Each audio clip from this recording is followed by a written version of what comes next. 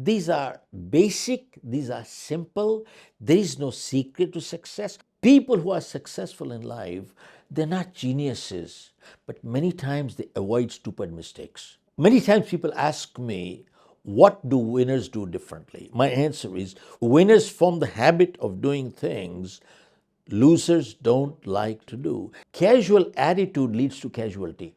A skillful judge who lacks character will give judgments but no justice.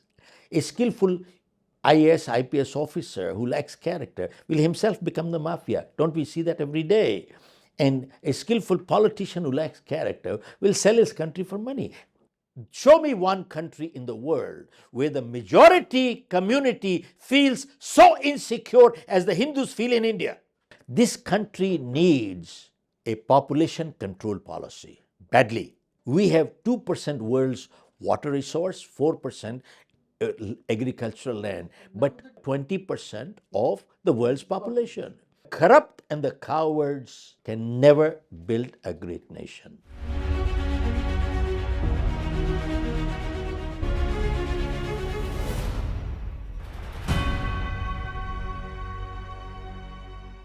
Namaste, welcome to another edition of Sangam Talks Business.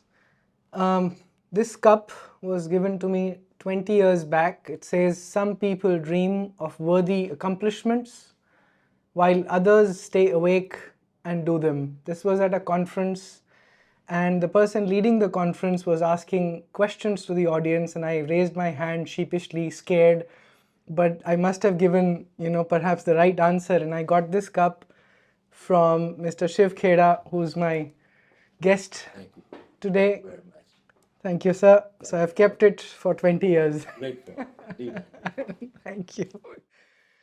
I don't remember what smart question you asked me, what question and what smart answer I gave. But this has been a cup. I actually showed it to my son that I got it from Shiv Khera. He showed your video and he was like, wow, he must think big of me because of that. So I'm going to divide our conversation, sir, today in broadly two parts. What I've done is I've taken some notes from your website on your about, which is on your life.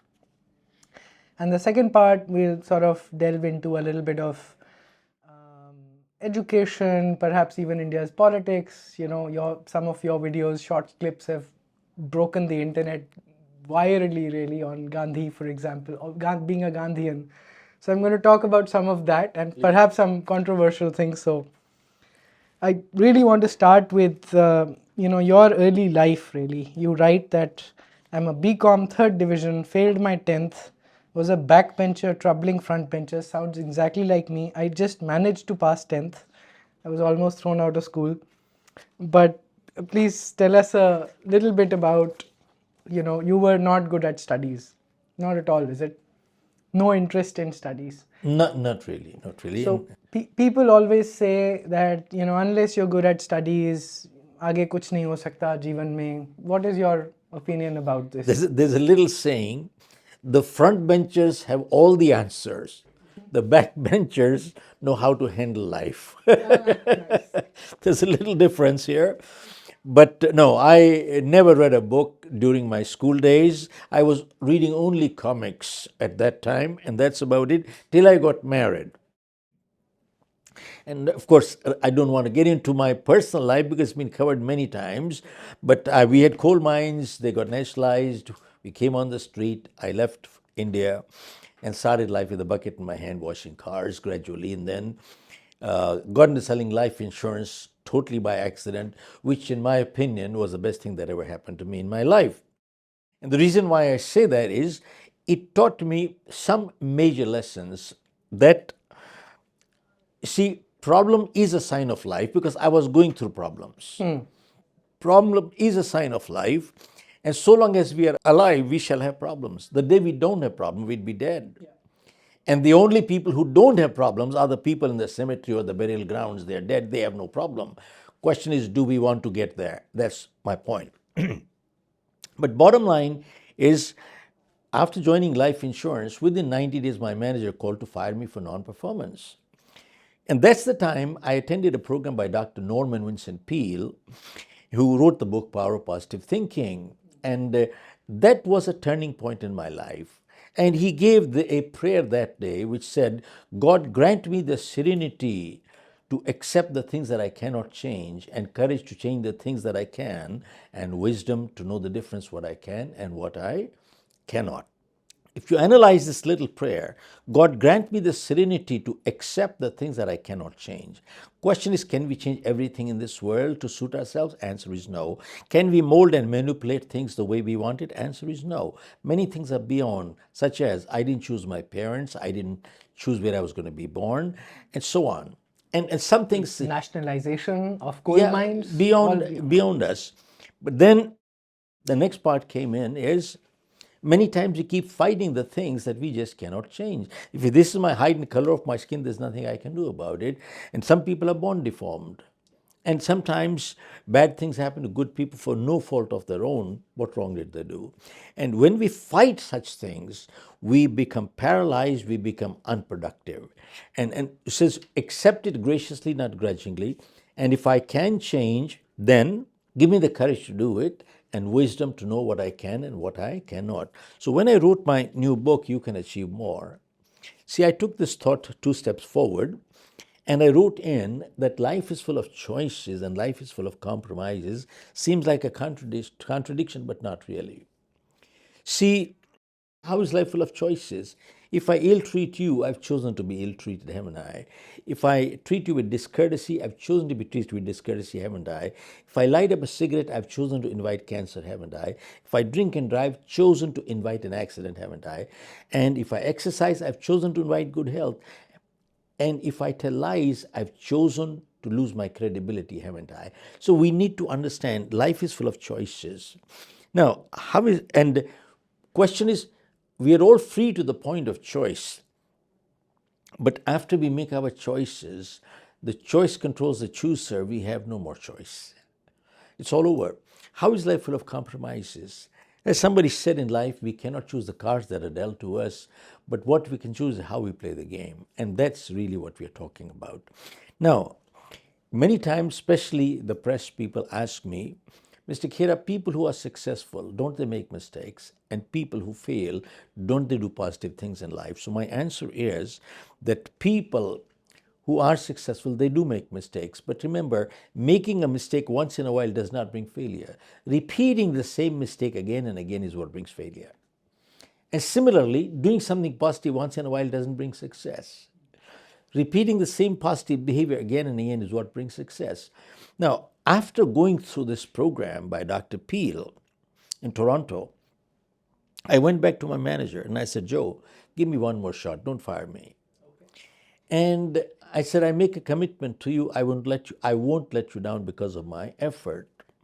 But if you fire me, I don't know where to go. And the only place I know where to go is to go back to washing cars. And I don't want to do that anymore. I have a family, I have a little daughter. So please give me one more shot. And he said, look, that's not your small one, that's your big one. He said, I'll let you stay here only if you make a commitment not to me, but to yourself. I'll let you stay. That day I made a commitment, and that was one of the turning points in my life. And he withdrew the papers. And that year I went ahead, sold over $1 million. Wow. Next, 3 million. What was the commitment, if I may ask? Well, coming back, see, I was not going to be a quitter. That was the most important commitment. And the year after 5 million, moved on to the US, got into 3 businesses. I bought out a company out of California in 1984, started a New Jersey operation with no clients. I sold my company with close to 500 clients for a decent sum. Now, let me share the lesson that I learned here. What is the crux of it? One, I kept failing all my life and kept blaming the whole world for my failure, not realizing that I was my own biggest problem. See, nothing changed outside, but something changed inside, and the direction in my life changed. That's one. Number 2, my manager said to me when I was not performing that I have a handicap. I'm not that educated. I'm a BCom 3rd division, failed in my 10th. He shouted at me that day, and he said, you shut up and listen to me. He shouted at me, you shut up and listen to me. He said, you don't have a handicap, you have a bad attitude. And it is people like you who not only ruin their own lives, but they also ruin their family's life too. He said, do you know who has a handicap in life? The doctor, engineer, attorney, accountant, they all have handicaps. I said, never heard that one. How do they have handicaps? He said, go check out all over the world. It is generally true. They all have chosen their field, they're stuck. And he said, you haven't chosen your field. Don't you see the world is open to you? I said, Joe, I never thought from that point of view. He said, now that you're fired, he said, you got all the time to think. He said, leave my office. See, that thing taught me one lesson. When he said, you shut up, that day I learned one thing, that sometimes in life you got to be unkind to be kind. Sometimes in life you got to be unkind to be kind. And leadership is not a popularity contest. Parenting is not a popularity contest. And that is most important. And Rahul, I was on commission. I was selling life insurance. And if I didn't sell, I wouldn't get any money, and I had no money. But I saw in my own company, there were some people who were getting salaries and they were not doing the job. That's the time I learned the difference between making money versus earning money. See, making money is criminal, earning money is spiritual. Explain that. You see, let me explain what earning money means. When we earn money, we put our energy and ethics behind. We put our energy and ethics behind. And let me explain further if you want. A survey was done, Gallup in the US, global survey, which said 63% of people who go to work, they're disengaged, means they don't do the job. An additional 24% are actively disengaged, which means they make sure that others also don't do the job. That leaves only 13% of people who go to work actually do work. Only 13% of people who go to work actually do work. Tell me, is this not an integrity issue? Absolutely. It's a big time. And this is where we bring in that wages without work amounts to stealing.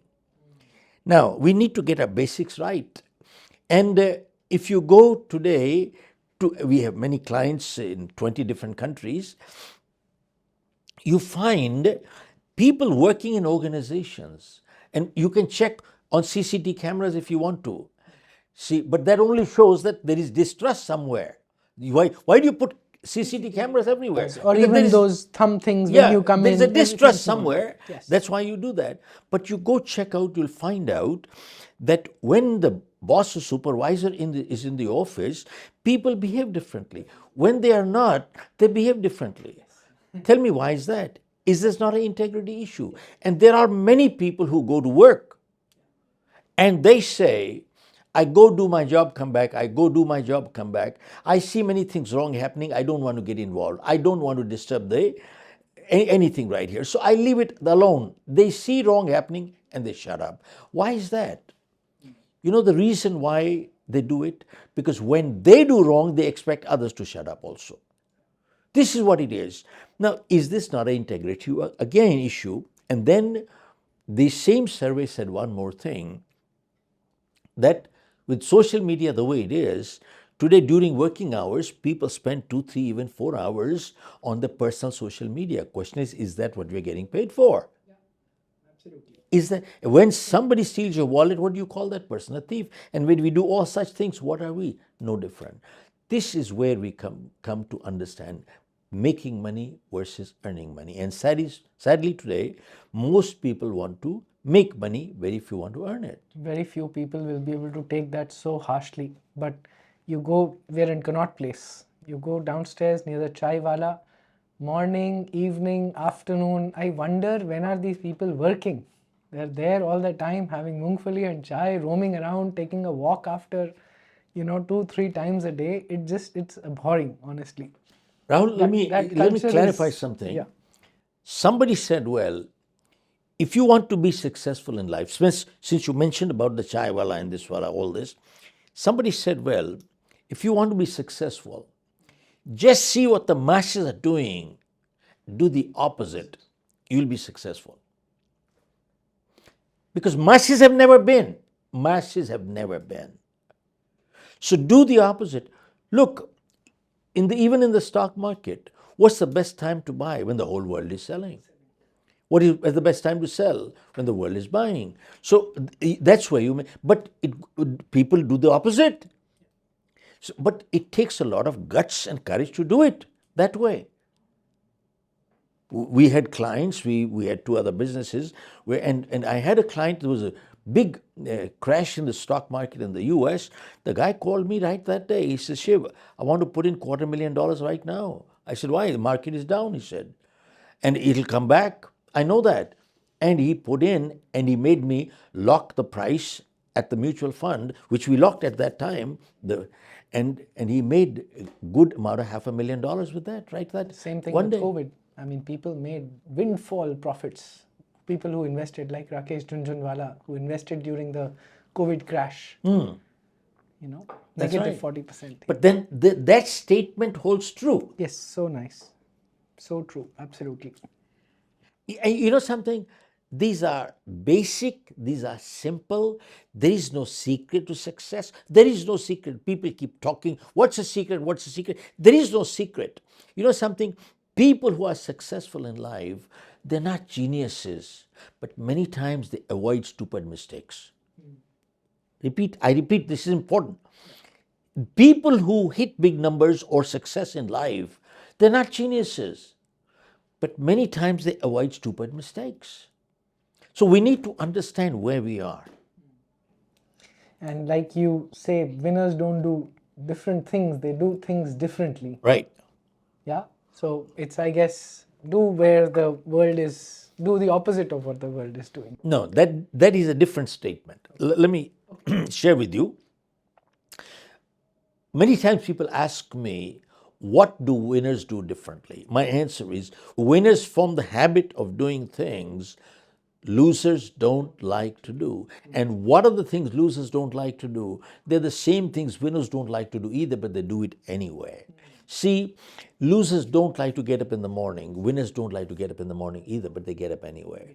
See, losers don't like to work hard. Winners don't like to work hard either. I bet you want to go out on vacation right now. You don't want to be sitting in the office. I don't want to be sitting here. I want to go take a vacation. But you know something? See, losers don't like to work hard. Winners don't like to work hard either, but they work hard anyway. See, why am I saying this is because to them, the positive behavior becomes a reflex action. I repeat, if we have to think to do the right thing, we can never do it right. It must come automatic. See, when we were little kids, our parents said one thing, form good habits, and habits form characters. Why? Because 90% of our behavior is habitual. We don't think, we just act.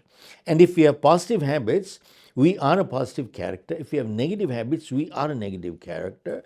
And good habits are hard to come by, but they're easy to live with. Bad habits come easy, but they're hard to live with. And before we got the habits got us. Now, most important thing I want to bring in here is an example, especially in the Indian scenario. Many times you hear people saying, he's just lucky. Every time he touches dirt, मिट्टी को हाथ लगाता है सोना हो जाती है. And this guy is unlucky. Every time he touches gold, becomes dirt. You know something? There is truth in this statement, minus the word luck. See, the people you call lucky, analyze their life, analyze every transaction in their life, and you will find the positive behavior has become habitual. Every time they do it right, it happens right. The reflex are moving right. And the person we call unlucky, analyze their life, analyze every transaction in their life, and you will find the negative behavior has become habitual. Every time they do it wrong, it happens wrong, the reflexes are moving wrong. It is habits. Can you give an example of that? Oh, yeah. I'll share with you two examples. In martial art, people get the white belt, yellow, orange, purple, green, brown, and then black belt. And what do they learn? Even after 5 years when they get the black belt, what are they doing? Practicing the same thing, block, punch, block, what they learned in the white belt. Now, 5 years later, they're still doing the same thing. Why is that? Because the teacher understands the block and punch must become reflex action. Why? Because if the student is ever in a street fight, if he has to think to block and punch, he'll get beaten up. A martial arts student never has to think to block and punch. They never commit their blow till you commit, and after that, the reflexes move. I'll share you any example including all the defense services all over the world. You notice 60-70% of this of time in the services goes into simulation of warfare. What is simulation of warfare? They play war games as if there's a real war going on right now. Why? They want to bring into reflex. Why? Because they realize when there's a real war, if they have to think to fight a war, you think they can fight a war? Never. You go same thing, musicians, expert, artists, anything. It is reflexes. It is reflexes. But make the association with luck. My friend, look, the prayer that I shared with you, that is talking in terms of luck. Where I was born was not my choice. You see, life is fate and free will. Fate and free will. See, there are some things beyond us. But then, after that, we have to take it forward from there. But I have to clarify, yes, there are some elements of luck that does impact our life. People say we are all born equal. Yeah. Answer is no, we are not. That's not true. We're not true at all. Some are tall, some are short, some are athletic, some are not, some are born deformed. Now tell me, what is the difference between a girl who's born in a third world country and a girl who's born in Switzerland? See, a girl born in a third world country, within the first year, somebody buys her out and sells her as a prostitute and starts bringing her up. What wrong did she do? She never had a choice. She was only 12 months when she was sold out.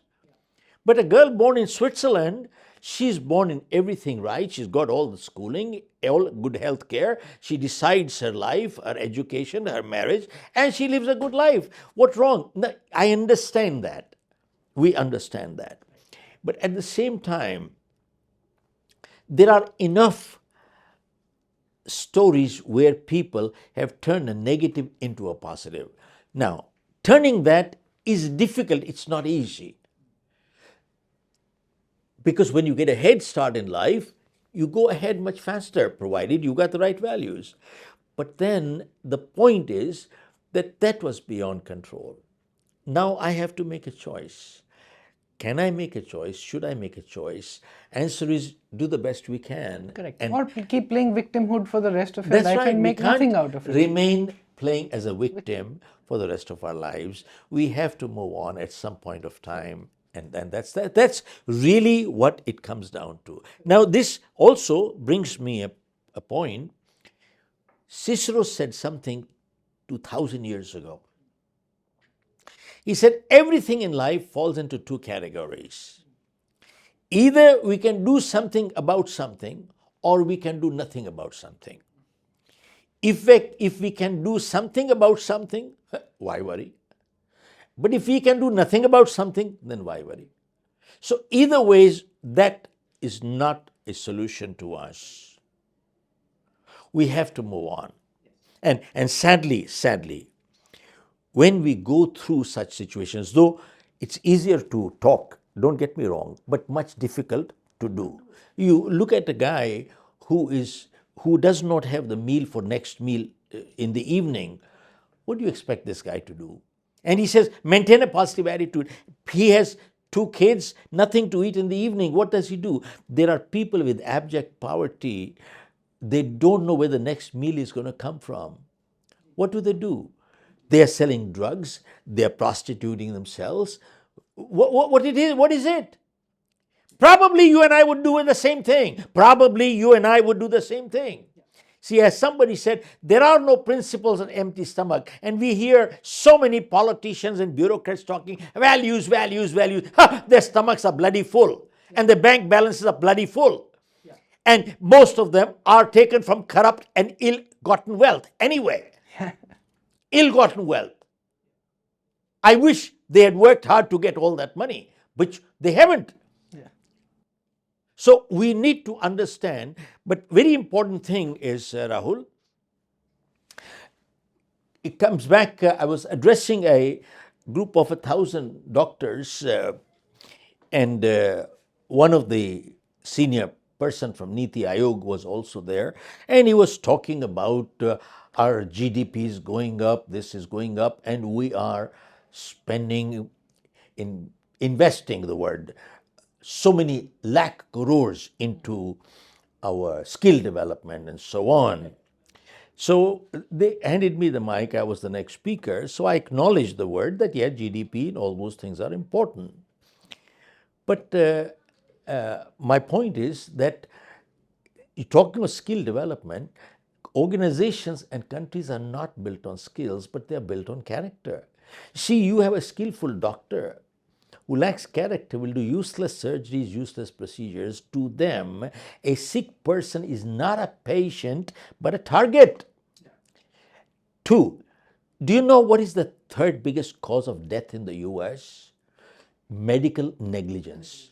Medical, and that is probably documented. In India, it would be maybe the number one cause. I don't know. We don't know Could be. that. There Yes, are no. absolutely. Unfortunately, we don't even keep numbers. Okay. So that is one part. But important thing, and I have in my book that I gave you, You Can Achieve More, I've written in casual attitude leads to casualty. I repeat, casual attitude leads to casualty. casualty. And if you have a skillful lawyer who lacks character, a matter that can be resolved in 5 hearings will take 500 hearings. He will drag it. A skillful judge who lacks character will give judgments but no justice. A skillful IAS, IPS officer who lacks character will himself become the mafia. Don't we see that every day? And a skillful politician who lacks character will sell his country for money. Don't we see that every day here? Now, since you are into the political side, look at how our politicians have sold our country totally. There are Supreme Court PILs filed, and it has been admitted that over 5 crore Rohingyas and Bangladeshis have come into India, and some people are estimating it is more like 10 crores. 5 crores is false number. Numbers are more like 10 crore people have walked into this country. This is literally called invading a nation. Invading 10 crores. Tell me, not one bullet was fired on the border. Not one bullet. And who is selling the country? You see, BSF is managing the border security. And how do the people come in? They're only blaming themselves constantly. No, state but they governments and pay central these governments. guys. It's a posting which is profitable. That's why people want to be there, posted. And there were some raids done on some people and from the BSF. There were many thousand crores found there. They paid $2,000. They walk in, $2,000 Aadhaar card, $2,000 election card. You are selling the country. This is a bunch of traitors. And tell me, who is in charge of the border security? It is not the state, it is the center. It is not the state, but the center. And if these people are settling everywhere, what are these people doing? They are the ones who are the culprit right here. They are destroying. We are sitting on a volcano. Are we heading for one more partition? Are we heading for one more partition? And you know something? The so-called leadership, this is treachery with the nation. This is outright treachery with the nation. So you don't have good leaders right here. You don't have good leaders. Leadership. And that is your problem. Correct. Leaders also give a sense of vision. All we have right now is a sense of vision on 2047, for example, to be a developed nation. But where is it? We are heading, in my view, towards a civil war, and like you rightly said, towards another ask for partition. What are we going to go after? When I talk to a lot of leaders, the only constant push I have is that there's sangharsh bahut hona hai. And I ask that wars are not fought thinking we are going to go on fighting. They are fought with an end outcome in mind, with an end goal. How are we going to win? But these answers are not given by the Hindu leadership, unfortunately, in this country. No, but because you know something, they are not interested in building the nation. You see, I'm writing another book which says that corrupt. A lot of the leadership would be irked by that statement. No, let it be. That's okay. I am not a sycophant here. I'm not a chamcha here. Nor do I want a cabinet seat. It doesn't matter. I could have joined any party. They invited me, but I'm not interested. But the important, I'm writing my next book is that corrupt and cowards can never create a great nation.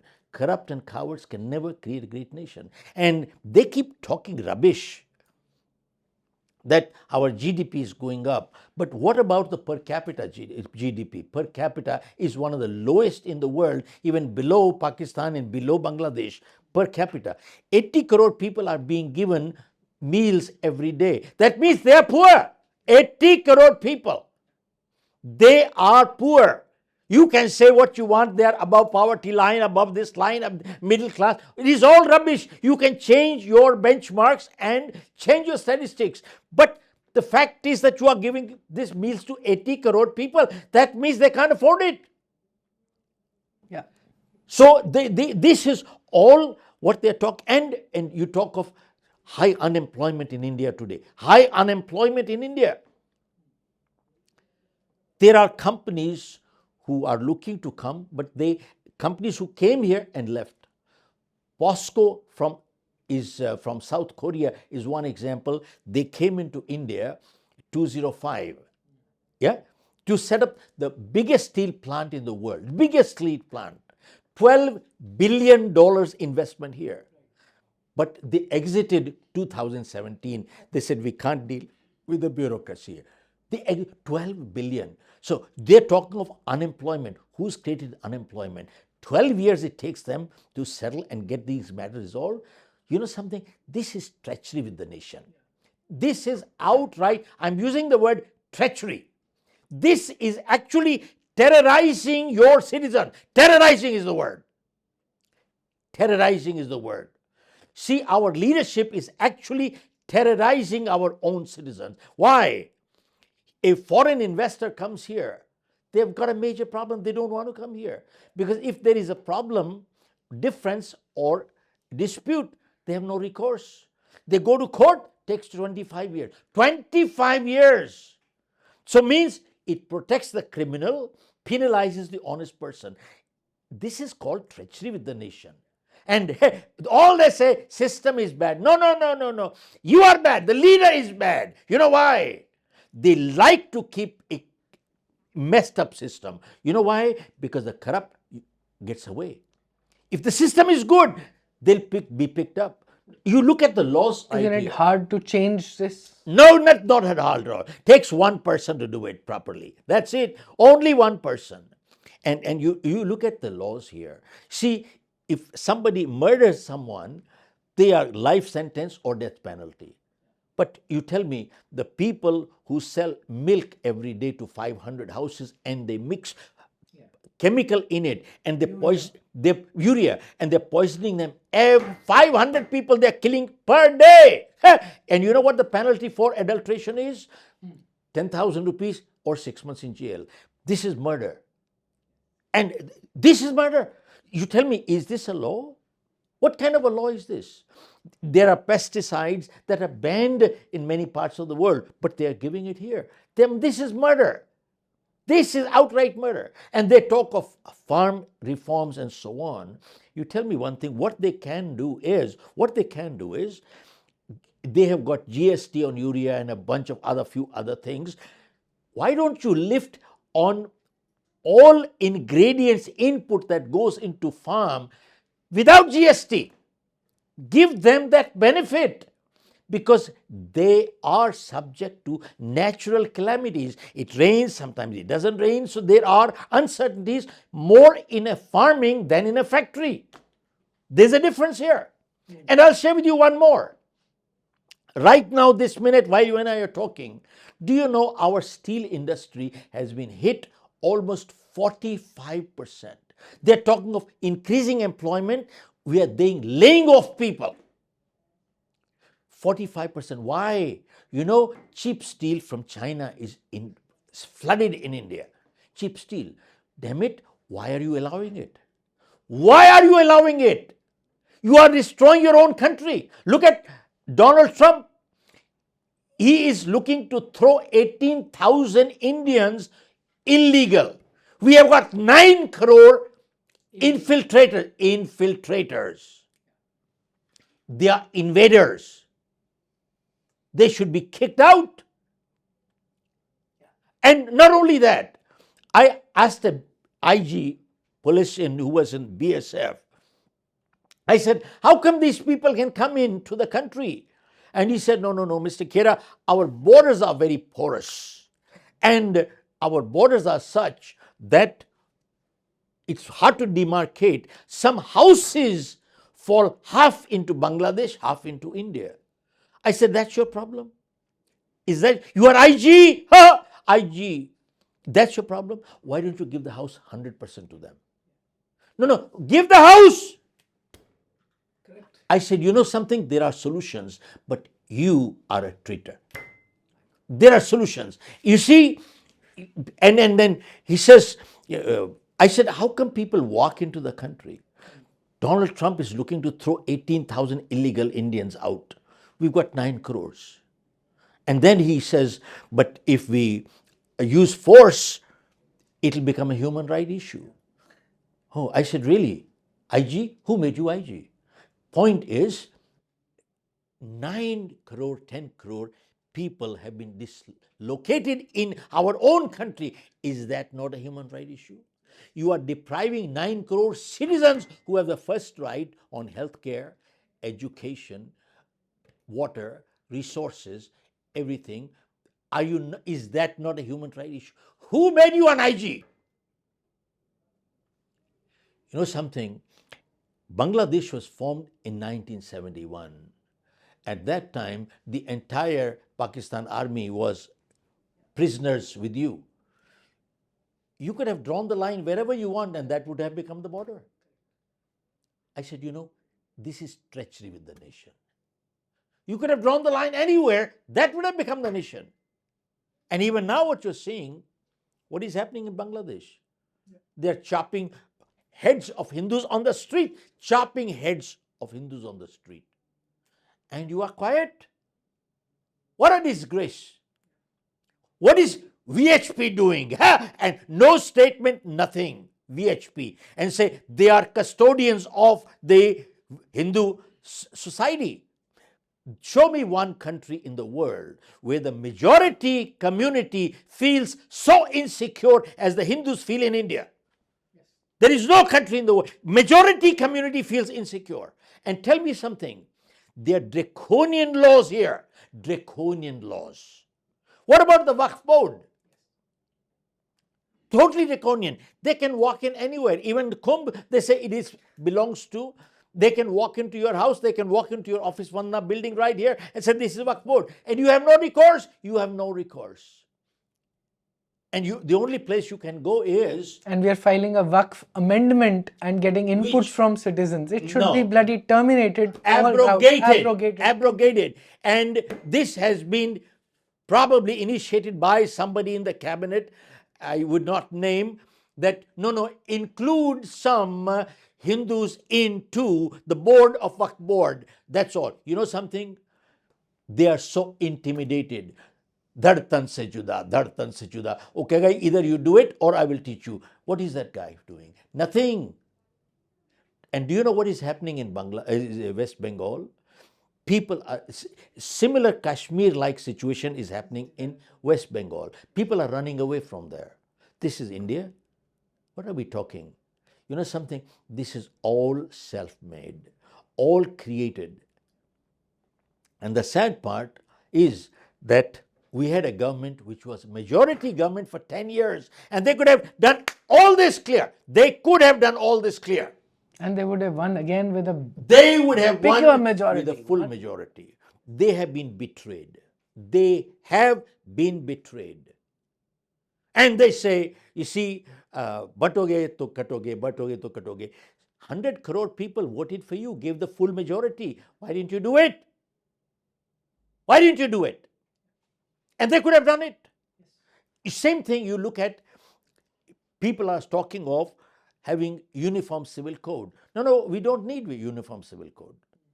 This is foolish. Yes, in my view as well. All you need is 2 things. One, uniform marriage age.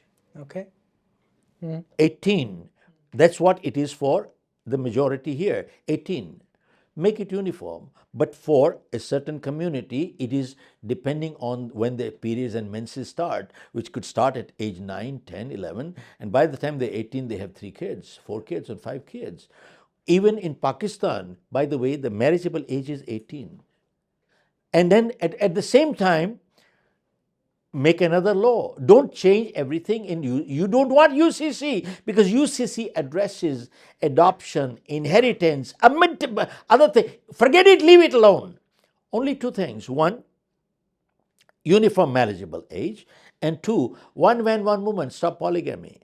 Stop it. And then at the same time, this country needs a population control policy badly. You see, we are busting today. We are overpopulated. We have 2% world's water resource, 4% agricultural land, but 20% of the world's population.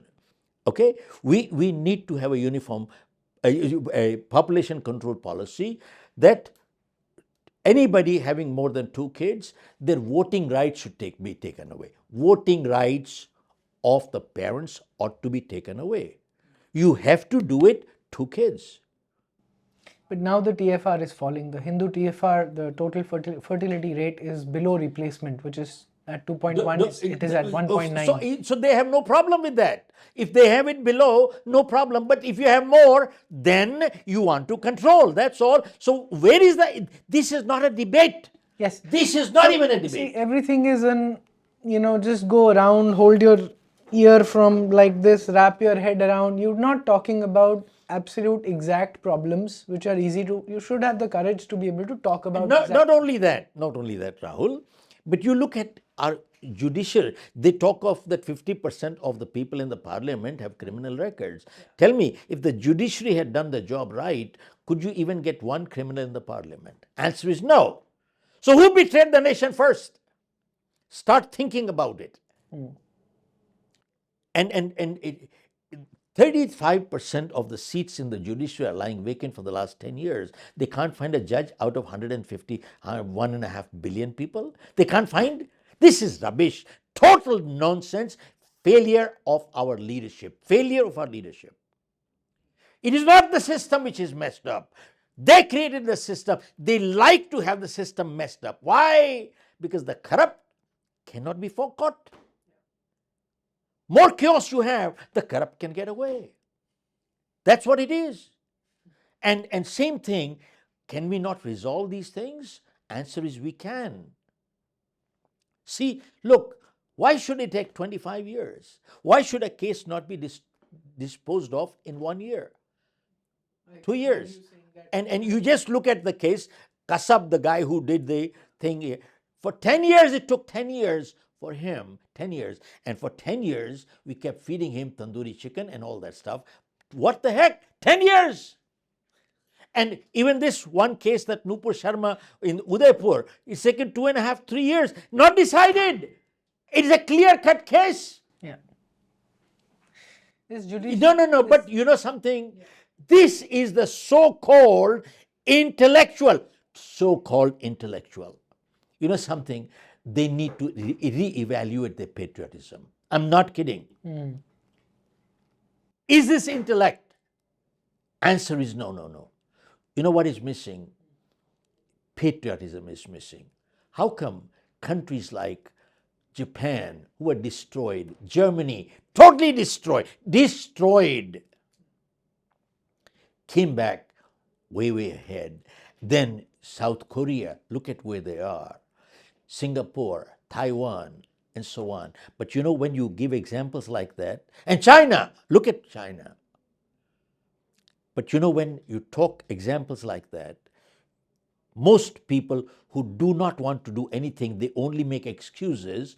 You know what they say? Singapore, Korea, they are small countries. It is easy to manage. And I said, no. You know something? If you don't have proper systems, you can't even manage a family of 5 people in your home. You can't even manage a family of 5 people in your home. Tell me, look at guys like the Tatas, the Infosys. They are running 10, 20, $30 billion companies. $30 billion, that is more than the GDP of many countries. Tell me, they're running, you think that's easy? If they can run a company of 20, 30 billion people with 1 million employees, you think they can't run the country? They can run the country much better. And the president of Argentina has actually shown from an extreme deficit, it's actually come into an economic positive situation. You know, a trade from a deficit, deep deficit to a first time trade positive situation. He's just culled laws like hell. Culled laws. Fantastic example. Elon Musk, Trump, they're all talking about him and are saying we need to learn from him and replicate things here. So there are solutions. There solutions is no problem. Rahul, I'll share with you certain things. I don't know, some pervert is the advisor into the government today. Perversion. I'm using the word pervert. To how to create problems is somebody's advising that, and it is being accepted. Let me share with you an example, especially when we talk of economics, and you talked of the advisor just now. You look at GST. See, first of all, income tax is about 40% right now. 40% income tax. And you want to buy a shirt, so after you pay the tax, then you buy the shirt, you got to pay 18% GST on that. That makes it 60%. And then along with that, you have road tax, car tax, petrol tax, luxury tax, stamp duty, this duty, this duty. By the time you end up with $10 out of 100, you end up with only $10. That means $1, 1 rupee out of 10 is what is with you. That's all is left. That's all is left. You tell me, how does you see, you talk to business community, you are paying 40% tax. Ask him, do you cheat? The guy will say, yes, I do. And you tell him, supposing the tax was only 20%, would you still cheat? He said, no, I will not cheat. I will pay full. You know something, they will actually collect more. And did you also know? There is a real example of this. They decreased the stamp duty in the Mumbai municipality, and the collections went up by 5 or 6 times. Okay, but real example. Yeah, but another example with you on the GST. Supposing I billed you and you paid me GST. Now I am supposed to depositing the GST that I collected from you. I'm supposed to. But I do not deposit, I default. Who is penalized? You are penalized, you will not get the credit. See, but who is the criminal? I defaulted, but who's being penalized? Tell me, what brain is talking like this? Same thing with TDS. See, I took TDS from you, but I didn't deposit it. Who's going to be penalized? You will not get credit. You will have to pay that additional tax. And did you hear that in India, there are 2 depreciation schedules? Are you aware of that? You see, one is a straight line depreciation, where you have 10% straight line depreciation for 6, 7, 8 years. And one is for the registrar, where, to my knowledge, it is done for indexing and other things and so on. I don't understand, why do they have 2 depreciation schedules? Why not have one and simplify the whole thing? And besides, you see, they talk of Make in India, which has failed. See, 56 companies left China, of which 26 went to Vietnam, some went to Thailand, only 3 came to India, rest went to Indonesia and other places. They're talking of Make in India. This is self-destruction. Self-destruction. And now I share with you on the depreciation schedule, why don't they make a depreciation for all capital investment, depreciate right off everything within 24 months, 2 years. You watch how investment goes up. 24 months. The opposition starts off. Adani, Ambani. No, I do not agree with that. They had full majority in 10 years. There was no opposition and none of that at all. They could have done anything. So and had they done it, they would have won 400 seats. I'm not kidding. They would have won 400 seats. And are you also aware that there is something called notional income? You have to pay income tax on money you have not received, called notional income. Are you aware of that? I'm sure there is something. No, I haven't. Let me explain to you. If you have a flat in Gurgaon or anywhere as an investment property, which you have not rented, it is yours, it's lying vacant. when you file your income tax return, you have to include the rentable value of that place. Oh, I didn't know that. See, I have a flat and the rentable value is lying vacant is probably 60, 70,000 or a lakh of rupees. It's notional, but I have not received any money. But on that 1 lakh a month, 12 lakhs, I have to pay income tax, which is called notional income. Maybe they've done it to encourage I people don't to care. put apartments on rent. I don't care. But yeah, my I see your point, show me a country which taxes you on the money you have not received. but no, on the money that you have not received. No, but let's actually talk about taxation after I've paid my taxes, everything. So, for example, my pet peeve is the taxes, dividend taxation. You know how horrible it is? After I've run my business, I've paid my corporate taxes. Now, as an investor, I'm the founder of the business and the shareholder. I cannot withdraw money. Earlier, before pre-COVID, when I withdrew it, the company had to pay 18% on top of it, called dividend tax. Post-COVID, per reforms, it changed, and whatever money I received would be taxable in the hands of the receiver, which means 43% tax. So post-COVID, I could not withdraw a single rupee. After I've paid taxes as a shareholder, I've paid 25% corporate tax or whatever it was. Now if from the profits lying in the business, I want to withdraw part of that, I'd have to pay 43% of that once again and keep only 47% with me. That is dividend taxation. It's one of the most horrible taxation. So the only way, if I want to unlock the value of the business that I have, is if I sell the business off. Even then there are problems. Oh, of course, then there is a capital gains and all of that. Problems there. But I'm encouraged not to run the business if Yeah. I want to, extract the value of my business. Either I can go IPO or I sell off the business. This Doing all that stuff. very, very bad. Doing all that creates other problems. Of course. Additional. Now you see, this is leading to what? What is the consequence? There are many high net worth people leaving India. Leaving the country, they're taking their money. Businesses are setting up in Singapore. Dubai, and they're showing. course, You tell all me of one that thing. You know it. I know it. Doesn't the government know it? I don't know why. No. You know something? They know why. They're dishonest. So don't say we don't know why.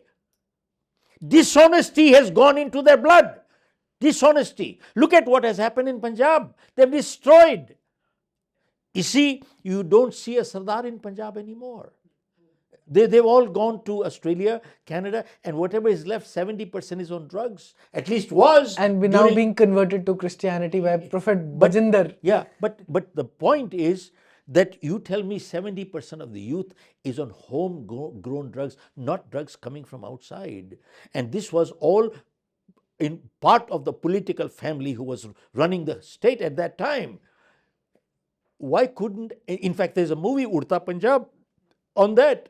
Why couldn't the government settle it? They were majority. The government could have never followed anything anywhere. They could have done anything. They should have set a president rule in Punjab and got it straightened out if they wanted to. They could have set the president rule in West Bengal if they wanted to, provided they were clean and honest. And they're not. I have a spine. They are the corrupt, and the cowards can never build a great nation. I repeat. And this is what the problem is. Vasudeva Kumbhakam, whatever they talk about it. No, everybody is not welcome here. And we welcome. No, we are not welcome everybody.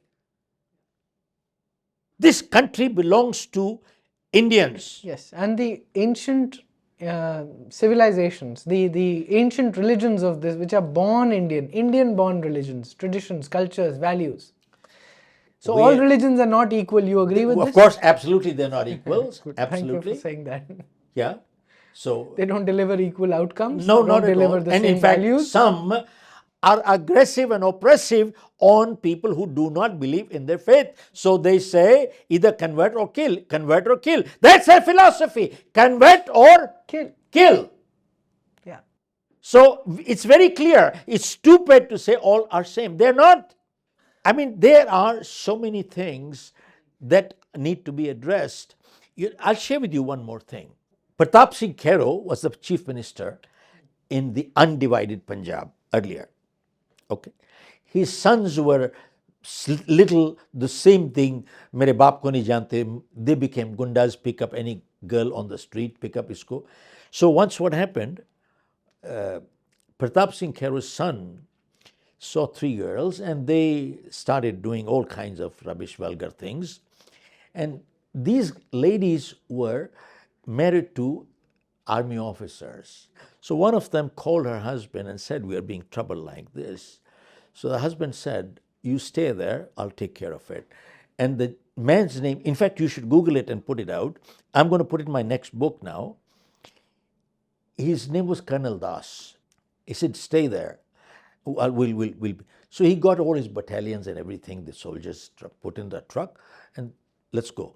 And they went there, and these guys came to know that they are coming in full force. So they were hiding in some cinema hall or somewhere. This guy cordoned off the whole thing and lifted every seat and pulled them out, made them naked, beat them up, and dragged them all the way. The chief minister's sons were dragged like this, and they were taken into the cantonment. Now, cantonment police cannot enter. So, Kairon came to know that his sons didn't come up, and this is what happened. So he said, I am coming to the cantonment to see. And the cantonment is really the property of the army. They decide, he said his car will not be allowed. Get him out. His car was not allowed into the. He had to walk in completely. And then when he saw what was happening and being beaten up the kids, he called the Prime Minister Nehru and said, can you help me out? And Nehru called the chief army staff, which was General Thimayya. And General Thimayya said, let me come back.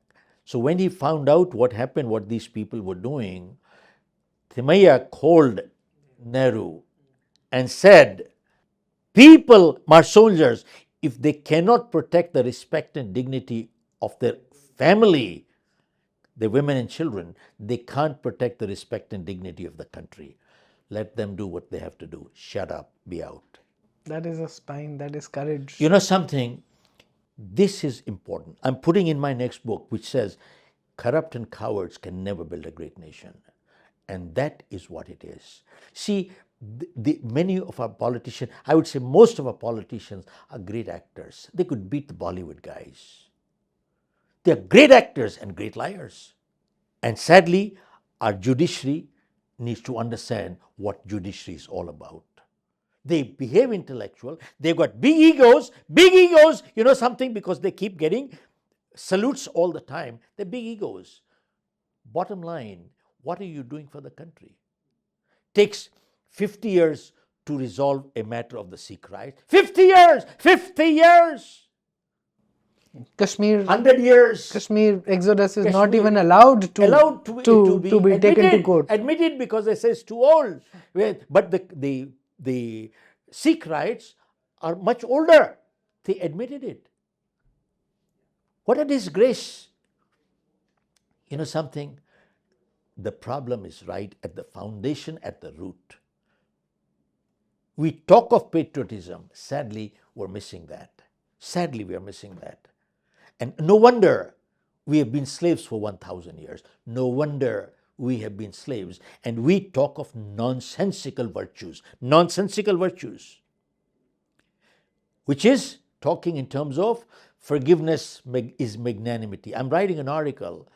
Forgiveness, is it a virtue or stupidity? You see, Muhammad Ghori came and Prithviraj Chauhan defeated him, and he said sorry, he let him go. He came back again, and he came back again. Again Prithviraj Chauhan defeated, he came back again. Till a point came, and why did he let him go? Question is, I'm sorry. So ego, magnanimity, nonsensical. The bigger person forgives, not a stupid forgives. Also, he came here to make slaves out of you. He didn't come here to respect you. You need to understand what the whole thing is all about. And when he came back, eventually he came with a full force, defeated Prithviraj Chauhan, blinded him, killed him, raped his woman, got him raped by other people eventually, and then this country became a slave, and the Muslim rule started in the whole country after that. That was the turning point in this nation. That was the turning point. It changed. And we talk of even our scriptures, Bhagavad Gita. We heard that 5,000 years. But you know something? No, it is not registered anything anywhere. They talk of ahimsa. Where is ahimsa? Ram killed Ravan. That is hinsa. Krishna propagated killing. That is hinsa. Prithviraj Chauhan missed out. Shivaji fought hinsa. Maharana Pratap fought. That is hinsa. And people keep talking of patriotism. I am very patriotic. I'm willing to die for the country. You are stupid. Freedom never comes by dying for the country. Freedom comes by killing the enemy. You got to kill the enemy. And that is how it is. So this is all rubbish.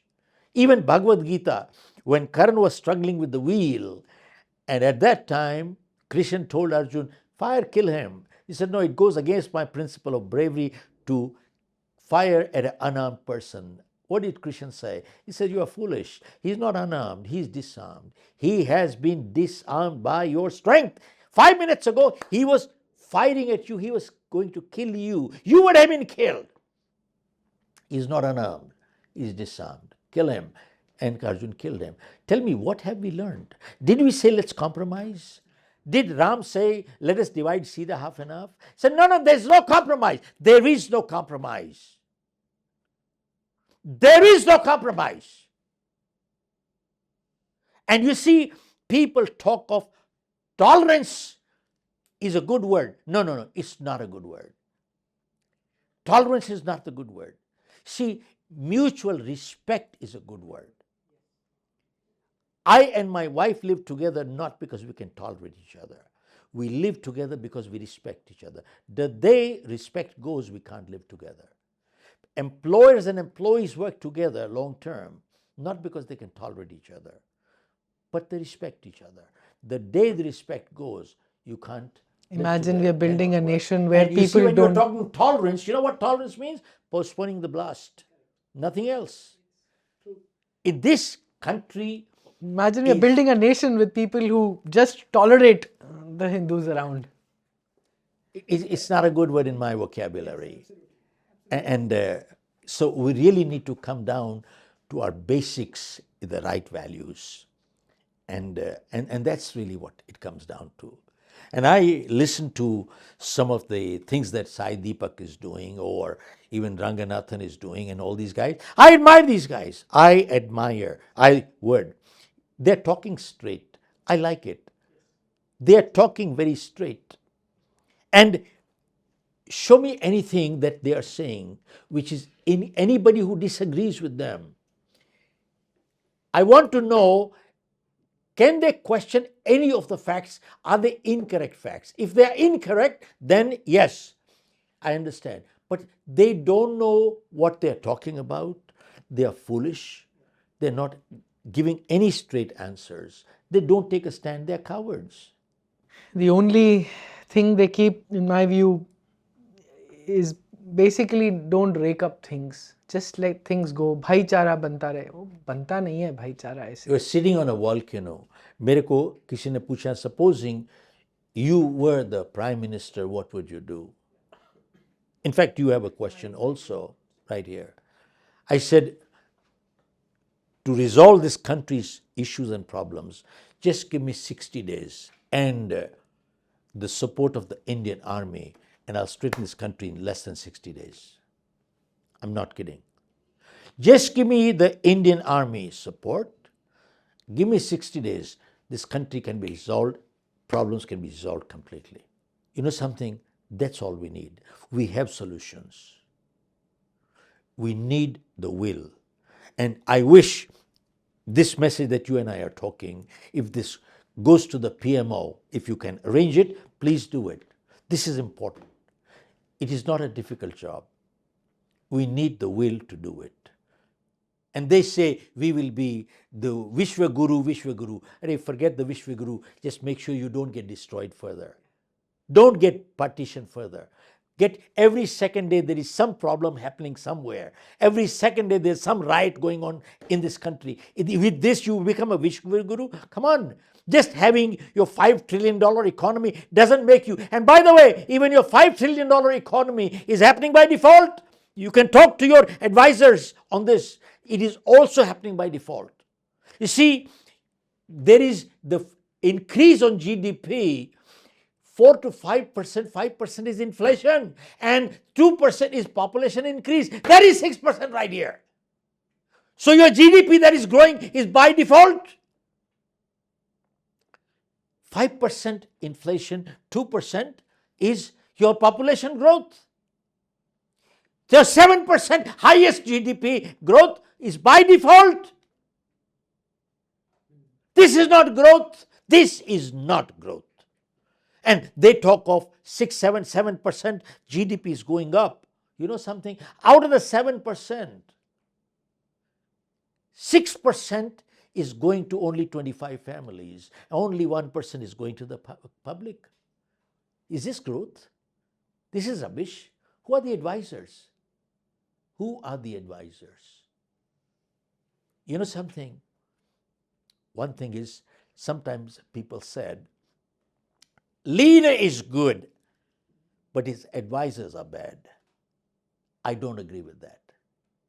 Tell me, whenever leadership changes, who picks the advisors? Always the leader himself picks his own advisors.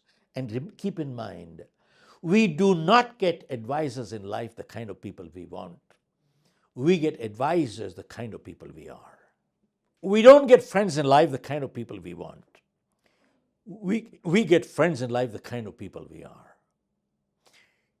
You notice one thing, Rahul, a crooked entrepreneur will have a crooked attorney, crooked accountant as advisor.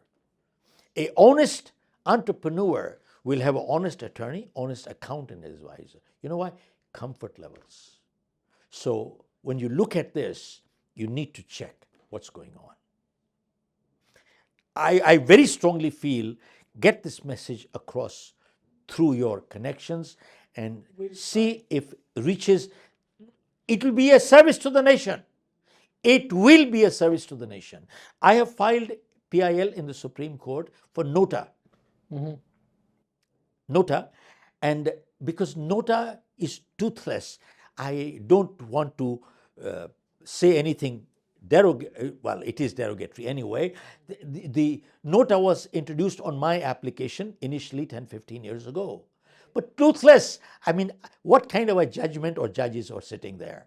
Question is, today nota wins. It happened in Gujarat where 99% or 100% people did not go to vote, and the one person who stood up won and became something there as an office bearer. It had to be over a certain percentage have to vote positively, otherwise nota would applicable. No, it was not. It was only one person who stood up. There was no candidate there. Correct. And the guy won because there was nobody else.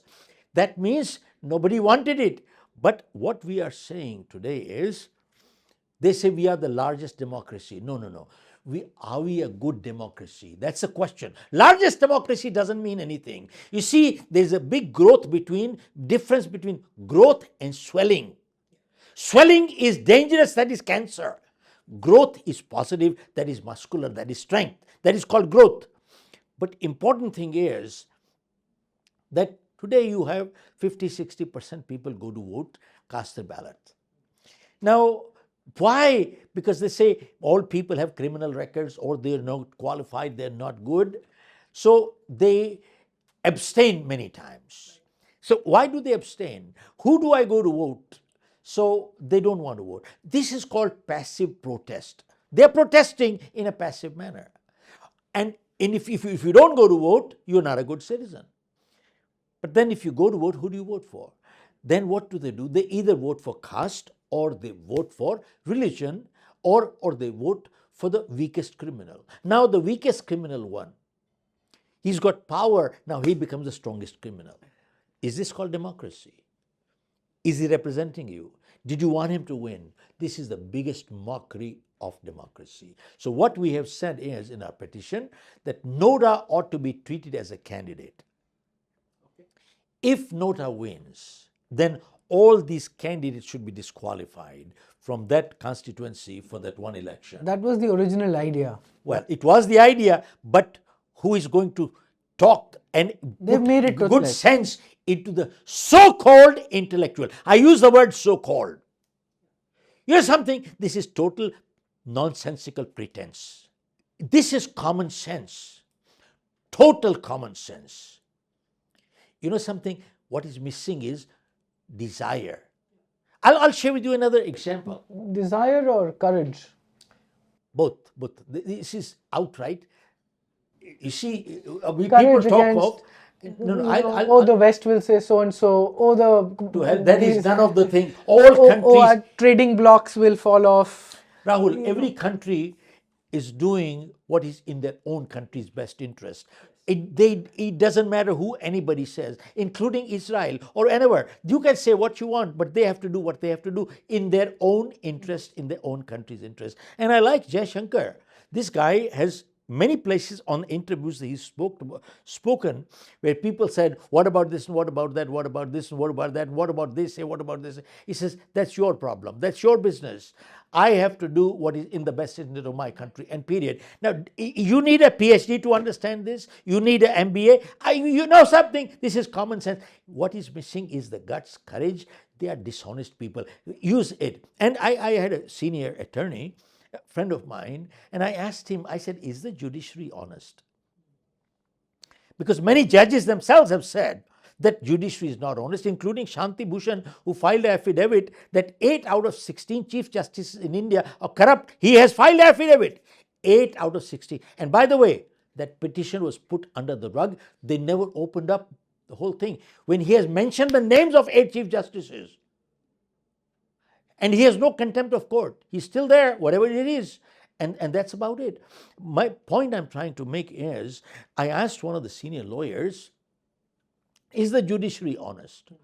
Because many judges have said it is not honest, including Justice Saldana and a few others have said that. So you know what he said? He said, it is selectively corrupt.